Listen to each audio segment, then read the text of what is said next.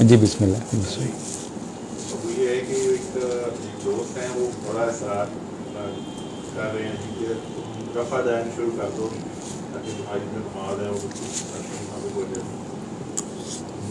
مجھے اس چیز کی جو ہے نا سمجھ نہیں آتی. نہیں دیکھیں نہیں، اگر آپ مجھ سے پوچھتے ہیں تو اس فقیر کا تو جواب یہ ہے کہ چاہے رفع دین کرو، چاہے ہاتھ کھول کر پڑھو، ہاتھ باندھ کر پڑھو، ہمیں سے غرض کوئی نہیں ہے. جس طرح آپ کا دل مطمئن ہے پڑھ لو، ٹھیک ہے نا. دل حاضر ہونا چاہیے بس. اصل میں بات یہ ہے کہ نا وہ اس کو یوں سمجھیں، جو میں سمجھاؤں اس بات کو یوں سمجھیں کہ اس میں یہ سارے گیسچر جس میں سنت ہیں، سارے گیسچرز رسول اللہ صلی اللہ علیہ وسلم نے ہاتھ باندھ کر بھی پڑھی، ہاتھ چھوڑ کر بھی پڑھی، رفع دین کے ساتھ بھی پڑھی، رفع دین کے بغیر بھی پڑھی. تو یہ سارے گیسچر اس میں اس لیے نہیں دیے گئے تھے کہ آپ اس میں تعصبات میں آ جائیں کہ جو اس طرح پڑھتا ہے وہ یہ ہو جائے گا، جو اس طرح پڑھتا ہے وہ یوں ہو جائے گا. مطلب یوں بھی پڑھی جا سکتی ہے. تو وہ جتنے لوگ ہیں نا جو بھی جس طرح بھی نماز پڑھنے کی وکالت کر رہے ہیں یا بریف، ان سب کے پاس حدیثوں کا ریکارڈ موجود ہے، تاریخ کا ایک پورا ایک ریفرنس کیٹالاگ، ریفرنس بک موجود ہے ان کے پاس.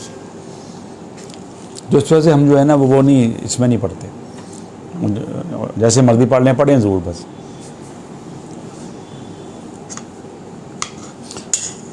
ساری مسجدوں میں جایا کریں، کسی مسجد کو وہ نہ کریں، کسی مسجد کا بائیکاٹ نہ کریں. یاد رکھیں ساری مسجدوں میں جایا کریں. شیعہ مسجدوں میں بھی آپ جایا کریں، دیوبندی مسجدوں میں بھی، وہابی مسجد، جو بھی قریب کی مسجدوں وہاں جا کے نماز پڑھا کریں. سارے لوگ کلمہ گو ہیں، سارے مسلمان ہیں، سارے مومن. یاد رکھیں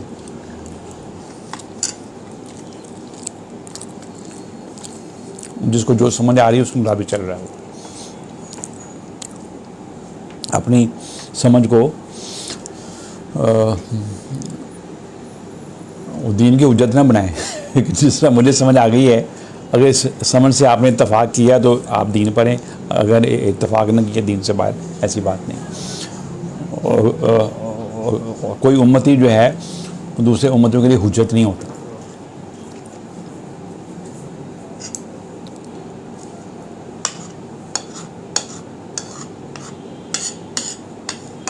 بات کریں کہ اگر آپ کا دوست آپ کو مجبور کرتا ہے اس طرح نماز پڑھو تو چلیں، اس کا دل رکھنے کے لیے ویسے پڑھ لیں، پھر کیا ہوا کہ چلو یار پھر ہم آج ایسے پڑھ لیتے ہیں. جب آپ ایسے کریں گے نا تو پھر وہ اصرار کرنا چھوڑ دے گا. پھر وہ دل میں سوچے گا اچھا یہ بندہ نا اتنا بھی گمراہ نہیں جتنا میں سمجھتا ہوں.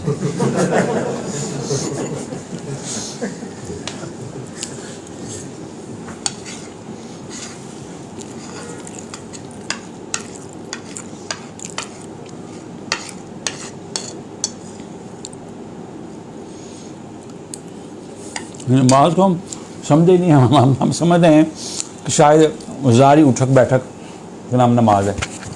اب جن لوگوں نے زاری اٹھک بیٹھک ہی کو نماز سمجھ دیا ہے فائنل، اب وہ بیچارے کنفیوز ہیں کہ یہ تو اس طرح نہیں پڑھتا، اس طرح پڑھتا، اس طرح نہیں پڑھتا، اس طرح پڑھتا.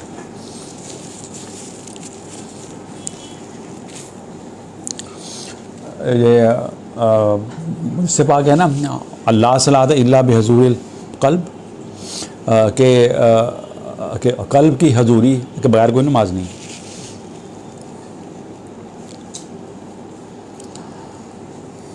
پھر مولا علی کرم رضی اللہ کریم کا ایک قول اور یہ یاد رکھنے والا ہے کہ جو عبادت اور تمہاری معرفت میں اضافہ نہیں کرتی وہ تمہیں کوئی فائدہ نہیں دیتی.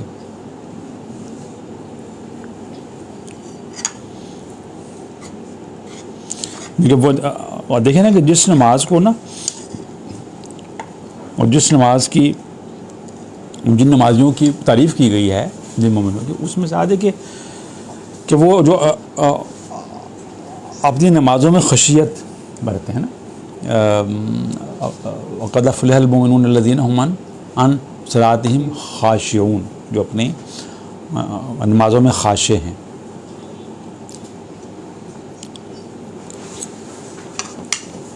ورنہ وہ اگر وہ نماز فار دی سیک آف نماز ہے، اگر اسی طرح آپ نے ظاہری اٹھک بیٹھک ہی کو نماز پڑھا، تو پھر وہ اس نماز کے بارے میں تو کلام پاک میں بھی لکھا ہوا ہے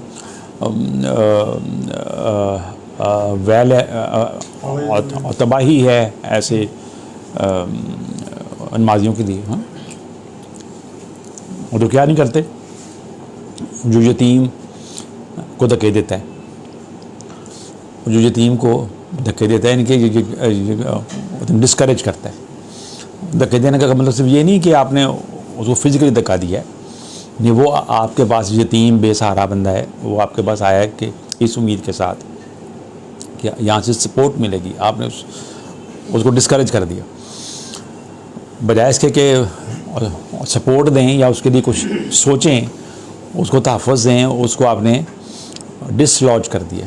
آئی ہوتا ہے دھکے دینا، لیکن دھکے دینے کا رویہ، کولڈ رویہ، سرد رویہ، یہ بھی دھکے دینا ہے۔ آپ دیکھیں نا، جس کو آپ وارم ویلکم نہیں کرتے نا، تو دوسری بار نہیں آتا نا، کہ اگر آپ کا کوئی جونیئر ہے، آپ نے اس کو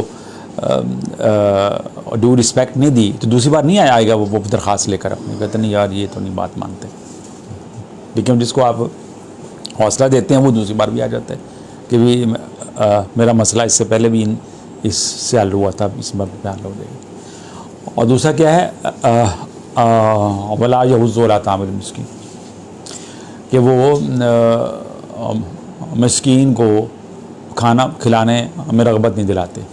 دیکھیے، ایک تو یہ ہے نا کھانا نہیں کھلانا، ایک یہ کہ جو کھانا کھلا رہا ہے اس کو ڈسکریج کر رہا ہے، اس کو کہہ رہا ہے کہ یہ کیا مفت بٹھائے ہوئے ہیں، کیا مفت خوری کو پروان چڑھا رہے ہو، جی، یعنی کہ اس کو یہ مقصد یہ ہے کہ طعام المسکین جو ہے، جیسے اس سے پہلے بات ہو رہی تھی کئی مرتبہ کہ طعام المسکین زکوٰۃ نہیں ہے،